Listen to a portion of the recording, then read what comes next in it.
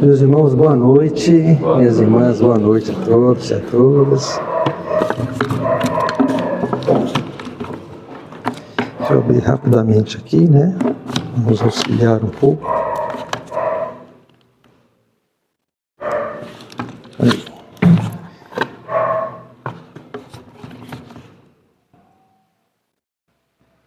Então, hoje nós vamos conversar um pouco, um papo, espero que a gente consiga falar com bastante tranquilidade, que ele é um capítulo bastante profundo e desafiador, porque a história da humanidade, no que diz respeito ao universo, sempre foi desafiador esse tema.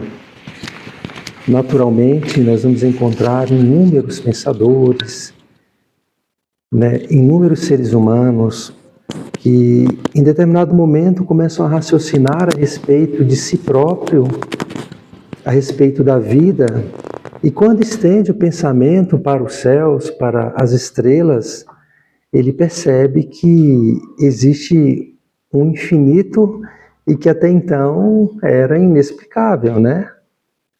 Era inexplicável. E é interessante quando a gente teve a oportunidade de estudar sobre esse tema, e ele anda muito junto, esse tema, com a evolução do pensamento humano, do pensamento religioso e o pensamento também das nossas ciências. E nós relembramos que a história da humanidade, ela se desenvolve num primeiro momento com um pavor muito grande. Porque quando a humanidade ela começa a brotar ali, naquele período, né, do Pithecanthropus erectus, ali do Homo sapiens, ele começa a sair das cavernas e se afastar das cavernas e entrar em contato com as forças da natureza, o pavor vai fazer com que ele respeite essas deidades da natureza. E nós sabemos que quando a gente não consegue explicar, o fenômeno é mais forte do que a nossa capacidade de raciocinar, e nós nos perdemos, porque o medo ele é maior, não é?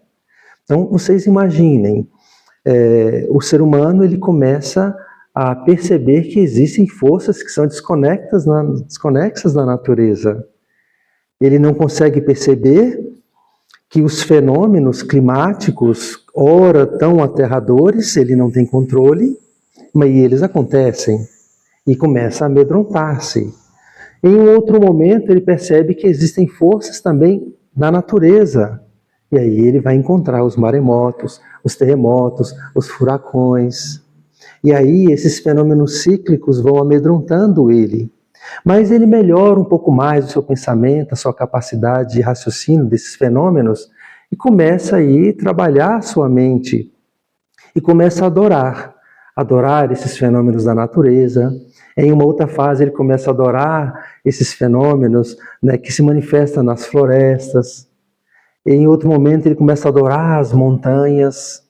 E aí ele vai desenvolvendo o seu pensamento religioso e começa a dar nomes a isso.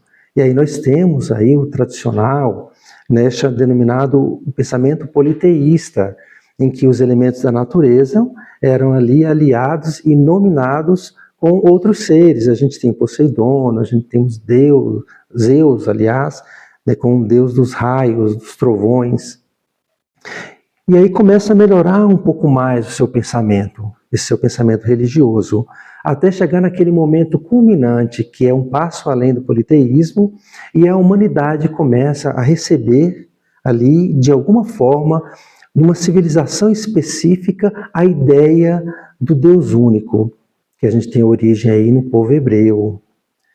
E esse pensamento começa a desenvolver-se também, mas a gente esbarra em um momento bastante curioso da nossa história, em que o ser humano, quando ele começa a perceber que são fenômenos cíclicos, que a natureza respeita padrões, que a natureza ela repete os seus fenômenos do calor, do frio, né, da neve, dos furacões, percebe que existe um fenômeno cíclico, existe uma ordem no universo. E o ser humano começa a perceber que esses fenômenos têm essa lógica e que o seu pensamento religioso está aliado aí já naquele momento com um Deus único, com uma força divina. Ele começa a perceber que o controle desses fenômenos, aparente controle desses fenômenos, ou pelo menos da ideia de controle, porque eu sei que vai acontecer, então eu me afasto, eu me cuido, eu não me deixo vencer por aquele e utilizo essas forças, né? Mas parece-nos que existe um equívoco muito grande aí, nesse momento desse pensamento. Porque o ser humano, ele começa ali a acreditar que estes elementos estão sob seu controle. Mas essa força incomparável da natureza, que continua expressando-se até os dias de hoje, tem uma ordem, e uma ordem planetária. E aí a ideia de Deus para esses seres, ela começa a tomar uma outra proporção muito grande. E traz um benefício, começa a trazer um alento, porque tudo isso é manifestação da força de Deus. E começa a abrir o seu horizonte, começa a raciocinar que tem essa ideia de Deus. E o pensamento evolui, a tecnologia e a ciência se desenvolvem, o pensamento religioso também começa a elaborar um pouco mais de profundidade nesses elementos, e o ser humano, ele percebe que esta força da natureza, que é originária de Deus, ele começa a acreditar que ele é possuidor da ideia de Deus, ele começa a acreditar que o Deus dele é superior ao Deus de outras pessoas, de outras comunidades, de outras civilizações. E aí, nessa ideia de superioridade, ele acredita que o Deus seu é diferente do meu Deus. E que o meu Deus, ele tem uma força muito maior do que o seu Deus. E fica muito caracterizado, algumas pessoas perguntam para nós, André, mas o Espírito, ele acredita em Deus? É interessante, né, eles perguntarem isso para nós. E aí é muito bonito quando a gente percebe que, em determinado momento, a crença espírita, ela universaliza essa ideia. Porque se em um momento Deus tornou-se propriedade de alguns grupos, a doutrina espírita ela vem libertar dessa ideia. E o Haroldo Dutra ele fala algo que eu acho bastante interessante.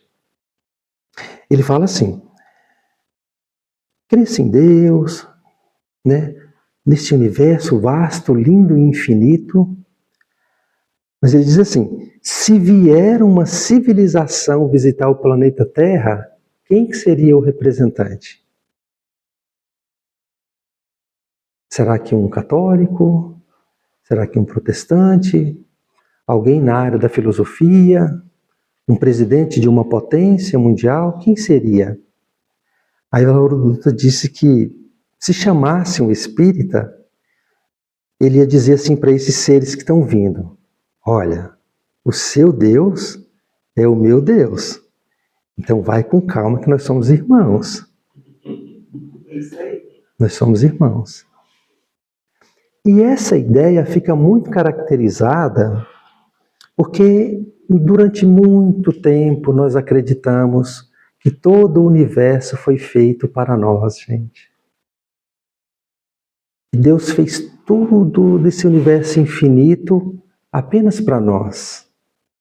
E os cientistas que falaram por primeira vez sobre esses movimentos do nosso planeta, sobre as estrelas e o universo infinito, muitos foram mortos, perseguidos, pelo simples fato de acreditar que era a Terra que girava em torno do Sol, não o universo em torno da Terra.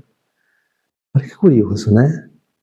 Então, hoje, com a tecnologia que nós temos, né, nós tivemos aí o telescópio Hubble, e aí nós temos agora o James Webb, né, que tem potência muito grande. Então, para os irmãos terem terem ideia, os dados atuais desse universo que nós temos, o James Webb vai dizer para nós que nós temos aproximadamente 3 trilhões de galáxias. Aproximadamente 3 trilhões de galáxias. E se nós imaginarmos que nós vivemos em uma delas, apenas em uma delas, e nessa nossa galáxia também uma estimativa dos cientistas e do telescópio é que nós temos aproximadamente 400 bilhões de sistemas solares parecidos com o nosso. O problema não é apenas a tecnologia que você consegue visualizar. O problema é a gente conseguir chegar lá. E mais uma vez, voltando a essa questão do universo, que o próprio Haroldo Dutra fala também, e eu acho até interessante. Ele diz assim, que a prova que existe vida inteligente fora da Terra é que ninguém ainda veio procurar o terráqueo.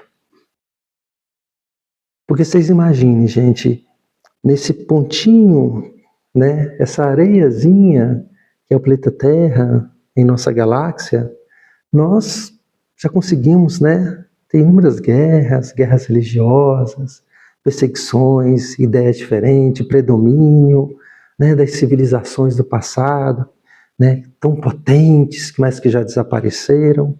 Né, onde é que estão as grandes potências do passado? Né? Desapareceram, né, foram substituídas por outras. Então, nesse pequenino, né, ponto em que vivemos em nossa galáxia, se expressa, sim, né, o amor de Deus. E é apenas uma das moradas do universo. E aí, após essa introdução, eu queria ler apenas uma mensagem aqui de Emmanuel. Ele diz assim, a respeito das vidas sucessivas e os mundos habitados.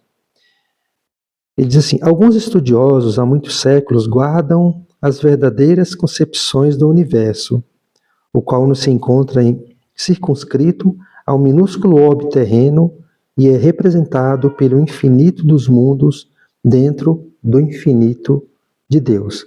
Olha como ele utiliza esses dois termos bastante interessantes, né? Infinito dos mundos dentro do infinito de Deus. É interessante é que a maioria de nós ainda acredita, né, que Deus está fora, nós vamos encontrar Deus. Isso ainda em nós é esculpido muito forte, porque nós somos herdeiros de experiências de outras agremiações religiosas.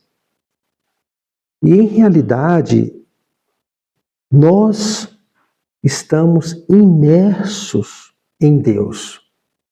Então, ele não está em algum local. Tudo é manifestação de Deus. Dê o nome que quiser. Dê o nome que quiser. Mas, se nós dissermos assim, que essa energia do universo, que é o amor, que é o que nós temos em máximo de classificação de Deus, que é a expressão desse amor, nós somos parte e estamos imersos dele. Então, nós fazemos parte dele e estamos nele. Aí ele diz assim, não obstante as teorias dos sistemas geocêntricos que encarava a Terra como centro do grupo de planetas em que vos encontrais, a ideia da multiplicidade dos sóis vinha, de há muito, animando o cérebro dos pensadores da antiguidade. Repito, embora muitos deles foram perseguidos e assassinados. Infelizmente, são inúmeros os que duvidam dessa realidade inconteste, aprisionados em escolas filosóficas que pecam pelo seu caráter obsoleto e incompatível com a evolução da humanidade em geral. Apesar da objetiva dos vossos telescópios, os quais descortinam a imensidade as terras do céu, julga-se erradamente que apenas o vosso mundo oferece condições de habitabilidade e somente nele se enxerga o florescimento da vida. Olha que interessante, né? Então, possivelmente, Emmanuel, ele nos relata essa visão do texto Porque nós, e a maioria de nós, grande parte de nós, os seres humanos, ainda acreditamos que o planeta Terra é o centro do universo. E que apenas é ele que expressa a vida. Um raciocínio rápido. A vida nos mares, a vida no deserto, a vida nos rios, a vida nas regiões tropicais da natureza é vida, certo? Mas cada uma delas não estão adaptadas para viver naquele habitat. Por exemplo, se nós pegarmos um tubarão e colocarmos ele, agora você vai nadar nas areias do deserto, ele vai conseguir? Desculpa falar uma imagem muito terra a terra, mas existe uma adaptação, ele foi preparado para aquele ambiente. Então, se nós olharmos no nosso planeta Terra e essa diversidade de vida, e se imaginarmos assim, a extensão do universo relativo à forma do nosso planeta, cada um será especial pela qualidade de seus habitantes. Então, ou seja, cada vida vai se manifestar de acordo com a energia e a estrutura desse planeta. É que não reconhecem que a Terra minúscula é apenas um ponto obscuro e opaco no concerto sideral, e nada existe nela de singular que lhe outorgue com exclusividade o privilégio da vida. Olha só. Em contraposição aos acertos dos negadores, podeis notar cientificamente que é mesmo em vosso plano o local do universo onde a vida encontra mais dificuldade para se estabelecer. Portanto, meus irmãos, Deus é Deus do universo infinito. Esse ponto é muito importante. Então, quando alguém fala assim, o espírita acredita em Deus, você fala, olha, nós não só acreditamos em Deus, mas nós acreditamos que Deus é Deus do universo infinito. É Deus das estrelas. É Deus das estrelas. E lá no estudo da exegese do Haroldo Dutra, ele fala, historicamente a Bíblia, a gente ouve falar assim, Deus dos exércitos, né? Mas ele fala que no original judeu é Deus das estrelas. Fala que o símbolo, a pronúncia e a palavra ela é muito próxima, mas ficou muito articulado para demonstração de força. Falar que Deus dos exércitos. Por exemplo, você vai dizer assim, o meu Deus é Deus dos exércitos. Você quer vitória sobre o outro povo? Então você vai ganhar energia. Mas quando você fala que é Deus das estrelas, Deus é Deus do universo, ele amplia essa questão. Então, Deus do universo, dos múltiplos sistemas, das múltiplas galáxias, do infinito da sua criação. Então, quando nós acreditamos que existe essa força criadora e que existe inúmeros planetas no universo que pode ainda ser observado nesses bilhões de galáxias, o que na doutrina espírita nos traz com sublime beleza é que nós, os seres humanos, temos um propósito, uma destinação. Da mesma forma que o nosso planeta ele se desenvolveu em múltiplas fases, até conseguirmos chegar aonde nós estamos, nós em espírito, da mesma forma, vamos nos identificar cada vez mais com essa presença divina. Porque repetimos, se no pensamento religioso no início nós tínhamos pavor, passamos por respeito, passamos por uma posse, e hoje temos consciência desse Deus único, mas o Deus que fez o planeta Terra, ou o Deus do universo que nós acreditamos, que nós estamos imersos nele, nós começamos a descortinar algumas ideias. E lá no Livro dos Espíritos, Allan Kardec vai questionar as entidades venerandas a respeito. São habitados todos os globos do universo? E os espíritos nobres vão responder, sim, a humanidade está longe ainda de ser a única. Enfim, nós estamos longe ainda de ser uma única forma.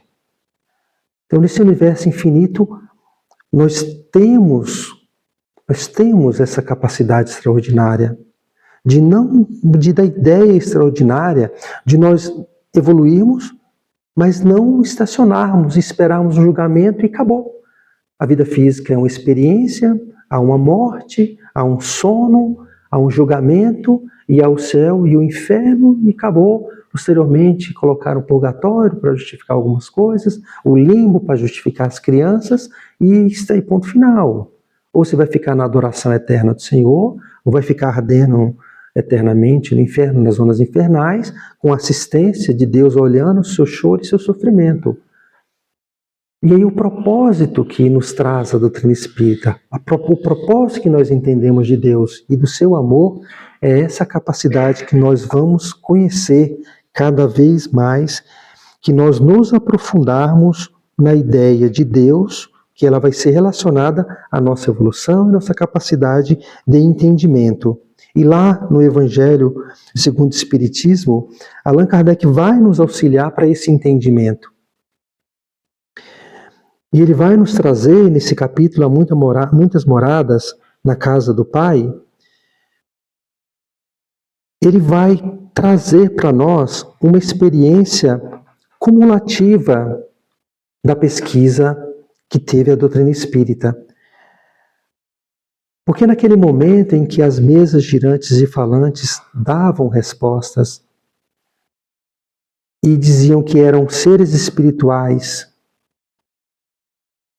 que habitavam anteriormente a vida física, ele percebe que permaneceram em sabedoria, permaneceram em conhecimento, após a morte também permaneciam em bondade, mas carregavam as suas sombras, a maldade, os equívocos, o sofrimento e essas ideias. Todas invadiam Allan Kardec, ele percebia que ninguém desaparecia, permaneciam vivos. E aí ele vai nos trazer que estes seres espirituais, nesses graus que eles se multiplicavam, eram indivíduos que estavam simplesmente em processo reencarnatório, de possível vida após a vida. Uns mais rápidos, outros menos, uns mais felizes, outros menos felizes. E aí ele vai dizer para nós os diferentes estados da alma na erraticidade, falando que cada ser humano, após desencarnar, ele vai entrar em contato com a própria verdade daquilo que ele foi em vida física. Será feliz ou menos feliz de acordo com as suas ações nesta vida. E aí Allan Kardec vai nos trazer também, no item seguinte, que os mundos habitados, eles tornam-se diferentes. Ele vai nos situar a respeito dos planetas aqui do nosso próprio sistema solar, que embora exista diferença entre eles, essa multiplicidade e essas categorias desses mundos habitados, ele vai ser bem sugênere. Ele vai dizer assim, que existem os mundos mais felizes, mundos menos felizes. E para que nós possamos entender, ele fez algumas categorizações desses mundos. E ele vai falar-nos também a respeito da destinação da Terra. E quando a gente lê esse capítulo, a gente percebe que Allan Kardec ele coloca no início do Evangelho segundo o Espiritismo, e o que antecede esse capítulo, ele vai falar a respeito do reino de Deus. Vai falar do reino de Deus. E o reino de Deus é a ideia de que nós estaremos nele, em um local, ou o reino de Deus vai fazer parte do nosso planeta Terra. Aí nós nos questionamos. Se Jesus fala que meu reino de Deus não é nesse mundo e eu vou para o outro, ou se ele fala que este ainda não é o reino de Deus, aí nós pensamos, O nosso planeta passou por fases. E isso a ciência não nega e nós, naturalmente, observamos. Só que o nosso planeta, ele vai continuar desenvolvendo e ele vai chegar num momento em que ele vai atravessar fases e a vida na Terra vai se extinguir. Olha aí. Então ele fala, o reino de Deus vai ser no planeta Terra. Mas se o planeta Terra ele vai deixar de existir em algum período, em algum momento, sucede que o reino de Deus não pode ser aqui, porque o planeta Terra vai encontrar o momento final. Porque no universo tudo se desenvolve, tudo se transforma. Então, a beleza do conhecimento espírita é que o reino de Deus é o universo. E o que nos faz movimentar é essa destinação do ser humano. É a ideia desse propósito de desenvolvimento. Em que nós, mais evoluídos, nós vamos para mundos melhores. Nós vamos encontrar no livro A Caminho da Luz. No momento específico do planeta Terra, nós tivemos a vinda de exilados de outros planetas que nos auxiliaram no progresso dos seus habitantes. Então, ou seja, alguém veio em inteligência, em tecnologia, mas com um problema. E aí fecha essa ideia extraordinária. E isso é extremamente consolador. Porque eles foram degradados para a Terra porque eles tinham um problema sério com a questão moral. Então, ou seja, o ser que habita os diferentes globos, o que o faz atravessar passos de iluminação não é a ciência, não é a tecnologia, mas é a sua qualidade moral. E nós vemos isso a todo momento. Gênios, pessoas extremamente inteligentes, mas pessoas que utilizam a sua inteligência para prejudicar outras pessoas. Para ludibriar, para convencer, para enganar, para tirar proventos. Da mesma forma que nós levantamos de manhã e fazemos um planejamento do nosso dia, a responsabilidade do nosso trabalho, da nossa vida, do nosso compromisso, tem gente que reúne-se para achar uma forma de retirar dinheiro de pessoas. Pessoas vão se reunir para achar um meio de roubar um banco, de prejudicar uma empresa, de desviar a carga, de acessar o seu celular, hackeá-lo e conseguir fazer empréstimo que você tentou no dia anterior e não conseguiu. Porque seu nome estava com score baixo, estava negativo, aí o banco falou, eu quero só R$100. O banco falou, você não tem condição de pegar nenhum. Aí o cara rouba teu celular, vai no mesmo banco, pega os seus dados e consegue fazer empréstimo. Aconteceu com o Jason Washington, filho do Geraldo, filho do tio Geraldo, o Jason. Ele ficou bastante chateado. Acessaram o celular, entraram na conta, fizeram empréstimo, desviaram o dinheiro que ele tinha na conta lá, e uma semana antes ele precisava trocar o pneu da van, alguma coisa assim, e aí não liberaram o crédito para ele, ele teve que comprar no cartão. Então, vocês imaginem. Então, esta ideia desse propósito de desenvolvimento é abandonar cada vez mais essa condição. Então a destinação da Terra será o progresso, será o desenvolvimento. E nós ainda estamos imersos nessa situação, nas misérias humanas, que Allan Kardec vai falar, por conta dessa condição de moral extremamente ainda obscurecida em nós. Porque as pessoas, se tiverem possibilidade de levar vantagem de alguma coisa, elas vão fazer. Raramente você vai encontrar, até aparece, mas tem pessoas que se encontram no celular, encontram uma carteira, encontram uma forma de ter algum benefício a respeito do que não é dele, as pessoas não têm moral. E acabam que essa falta de moral do nosso planeta, ainda em desenvolvimento, ainda é uma das misérias morais. Então, categoria dos mundos, desenvolvimento e destinação da Terra é o progresso. E lá nas instruções dos espíritos, para que possamos ficar um pouco mais sintonizados com a proposta de Kardec, ele vai falar que desta destinação dos mundos celestes, nós iniciamos ela em mundos primitivos. E Allan Kardec vai nos auxiliar dizendo assim: os mundos primitivos são destinados às primeiras encarnações da alma humana, então são mundos de expiações e provas, onde domina o mal.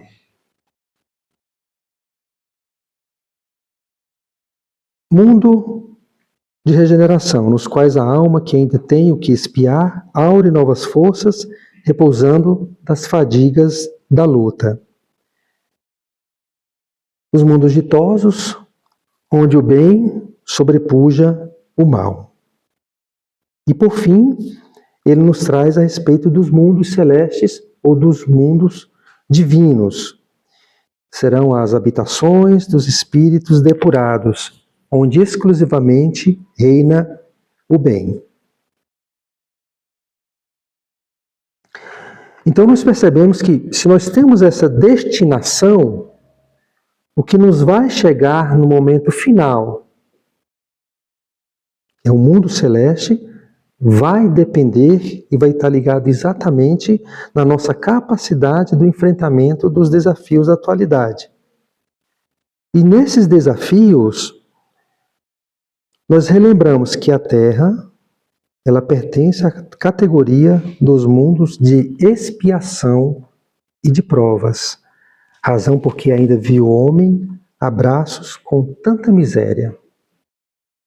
E em realidade é isso mesmo, gente, abraços com tantas misérias. Espiando, provando, se equivocando, tentando modificar, melhorando um ponto, se equivocando em outro, desenvolvendo mais a intelectualidade, menos a moral, talvez mais intelectualidade, menos moralidade. Então no item 15, nós vamos encontrar uma proposta de Santo Agostinho. Ele vai dizer assim: a Terra, consequentemente, oferece um dos tipos de mundos expiatórios. Olha que interessante. Um dos tipos de mundos expiatórios. Então, ou seja, ele está dizendo que tem mais. Ou seja, tem mais e tem mais planetas expiatórios, então tem mais seres da criação em condições parecidas com o nosso, em condições análogas com o nosso. Então, a gente começa a perceber que quando Cristo fala que meu Pai trabalha também, nós devemos trabalhar, nós devemos continuar nos dedicando, significa que o universo todo vibra a criação de Deus, cuja variedade é infinita, mas revelando todos como caráter comum o servirem de lugar de exílio para espíritos rebeldes à lei de Deus. Então, ou seja, o que Santo Agostinho está falando aqui para nós, que neste nosso processo de evolução, o que entrava, o que prejudica a nossa existência é nós nos afastarmos das leis de Deus. Então, ou seja, quando a gente fala que que a pessoa é má, não, ela não é má. Ela é um ser criado por Deus. Ela é a expressão do amor. O problema dessa pessoa é que ela se afastou das leis de Deus. Então, todos esses grandes, esses homens do passado que guerrearam, que destruíram, foram responsáveis por inúmeras mortes, chacinas, enfim, eles não são maus. Eles são filhos do amor. O problema é que eles só se afastaram das leis de Deus. Então, o que atrapalha o nosso processo de desenvolvimento é exatamente nós nos afastarmos. Porque há em nós algo bastante interessante. que muita gente, quase na totalidade de todos nós, fazemos algo que vai nos incomodar, que nós sabemos que está errado, mas a gente faz. Em alguma fase da vida, nós fizemos. Causou aquele mal-estar gástrico. Então, aquela nossa incapacidade de perdoar, aquela nossa incapacidade de conseguir resignar, talvez de criticar alguém, criticar o próximo, a maledicência, nós derrapamos em algumas dessas questões. E nós sabemos que está errado, mas a gente faz. Acaba que o orgulho, né? O orgulho, a minha palavra que vai prevalecer. Eu que estou com a verdade. Ah, fulano quer falar alguma coisa? Não, não pode. Não pode. Porque aqui nessa casa quem manda sou eu. Olha que interessante. Então, nós derrapamos em algum momento das leis de Deus. E as leis de Deus que nos impulsionam ao progresso constante, direcionado, que vai transformar a existência em uma existência mais doce ou mais suave. Não vamos deixar de lutar, mas vamos conseguir ter melhores momentos. Aí Santo Agostinho vai dizer assim: esses espíritos têm aí de lutar, ao mesmo tempo, com a perversidade dos homens e com a inclemência da natureza. Ele está dizendo 2 pontos culminantes: que a Terra ainda está em processo de desenvolvimento, que a Terra ainda está em transformação, e nós percebemos aí, né, afastamento, catástrofes, terremotos, ainda persistem, mas ainda na perversidade dos homens. Porque a maioria de todos nós, ou quase todos nós, tem muitas exceções nós sabemos, mas afastado da lei de Deus predomina ainda essa perversidade.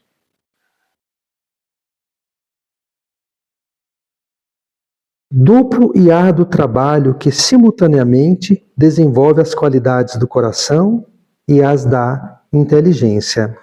E aí ele nos consola em que nós devemos desenvolver qualidades. Devemos ver qualidades, desenvolver virtudes. A nossa preocupação com relação às nossas obrigações do mundo, elas existem. Não resta a menor dúvida. Nós temos nossas responsabilidades, nós temos nossos filhos, nós temos que cumprir o nosso dever. A gente olha para essa casa organizada, limpa, mas alguém teve que fazer, não é? A conta de água, de energia, tem que fazer. Perfeitamente normal. Mas nesse desenvolvimento das qualidades do coração, tem que prevalecer de alguma forma. Nós temos que encontrar alguma forma de desenvolver essas virtudes. Lembrando lá de Kardec, né, conhece o verdadeiro espírita pelo esforço que ele empreende em vencer as más inclinações. É uma orientação para desenvolver essas virtudes. E as da inteligência também. Porque, de repente, você é uma pessoa muito boa, mas muito boa mesmo. Mas a gente fica isolado do mundo. E aí, quando chegarmos no mundo espiritual, você não fez bem, nem fez mal, mas era uma pessoa boa. Era uma pessoa muito boa. Então, quando nós conseguimos aliar a nossa inteligência com o nosso desenvolvimento moral, a gente consegue unir forças aí. E forças para ajudar mais pessoas. Por exemplo, neste final de semana, lá no Voluntários da Paz, nós reunimos um grupo de pessoas para o trabalho em campanha em defesa da vida, né, contra o aborto, suicídio. Então, alguém teve uma ideia, mas a gente precisa fazer alguma coisa. Então, reuniu com outra pessoa e falou: a gente precisa fazer alguma coisa, tem que ter alguma ideia. Como é que a gente vai fazer isso aí? Há mais de 30 anos, esse grupo se reuniu, teve essa ideia, então reuniu com outras pessoas, alguém conseguiu organizar, conseguiu elaborar uma forma de trabalho, e ela se aperfeiçoou, se desenvolveu, veio mais pessoas, e aí as pessoas se reúnem em determinados períodos para visitar comunidades, visitar ruas, bairros, a fim de que possa de alguma forma auxiliá-los para que não cometam nenhum dessas duas barbáries, que é o aborto e o suicídio. E vocês imaginam que coisa extraordinária será o dia em que a moral humana, aliada à sabedoria, à ciência, convergir para um benefício de todo mundo. Quanta energia ainda é dispensada para a pessoa, né, trabalhar a perversidade e o interesse egoístico. Então Santo Agostinho fala exatamente dessas nossas duas potencialidades, que é a do coração e da inteligência. E ele termina por assim dizer: é assim que Deus, em sua bondade, faz que o próprio castigo redunde em proveito do progresso do espírito. Então, ou seja, nós nos afastamos das leis de Deus. Nós nos equivocamos. Esse afastamento, ele vai gerar uma reação em nossa existência. E o que nós sentimos hoje como a dor, como o sofrimento, como um problema, ele vai repercutir em nós. Então, o que não se explica talvez nessa vida, em inúmeros momentos de dor, de sofrimento, de tristeza, que nós somos invadidos, né? Um familiar, talvez nós próprios, é a vida nos informando que nós nos afastamos das leis de Deus. Então não é uma punição. E a beleza da doutrina espírita também assevera exatamente isso. Que a ideia ainda de Deus, que Deus castiga, que Deus é punitivo, essa ideia ela não existe na doutrina espírita. Porque Deus é amor. E quem ama, ele tem uma pedagogia. Ele tem uma forma de expressar esse amor. E a sua pedagogia é exatamente assim. Espiritualidade, né? Olha-nos, assiste-nos, e as tuas ações elas vão ter um peso específico. Mas a misericórdia divina é muito maior. Ela é tão grande, é tão imensa, e se nós talvez tivéssemos noção exata dos nossos delitos do passado, nos envergonharíamos muito mais. Sofreríamos muito mais, que seria a dor moral do que deixamos de fazer, ou pior, né, das pessoas que nós prejudicamos.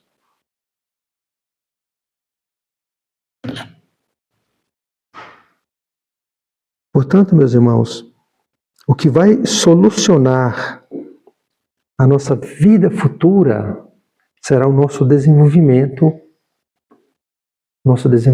moral. Portanto, neste capítulo, a nossa destinação para Deus que já está em nós é permanecermos conscientes de que o Pai é todo amor. E que o seu projeto na nossa existência foi chegar não até Ele, como se Ele estivesse distante, mas nós cada vez mais sentimos o Senhor do Universo, o Senhor das estrelas em nós. Porque fica uma beleza muito grande. Porque nós vamos gradativamente entendendo cada vez mais a ideia dessa energia cósmica que é Deus. E Joana de Ângela usa um termo que eu acho belíssimo. Enquanto muitas pessoas acreditam em diversas religiões e cada uma melhor do que a outra, ela usa um símbolo que para nós ela tem importância muito grande. Ela fala assim: Deus, na sua infinita misericórdia, Ele pegou um imenso espelho onde estava refletida a sua imagem. E Ele pegou esse espelho e atirou esse espelho no planeta Terra. Esse espelho, quando entra em contato com o Sol, ele fragmenta-se em milhares de pedaços. E ele se espalha por todo o nosso planeta. O que acontece é que cada comunidade, cada pessoa pegou um desse fragmento. E o que acontece com o indivíduo já espiritualizado, o indivíduo consciente das leis de Deus, é que o espelho dele vai ficando cada vez maior.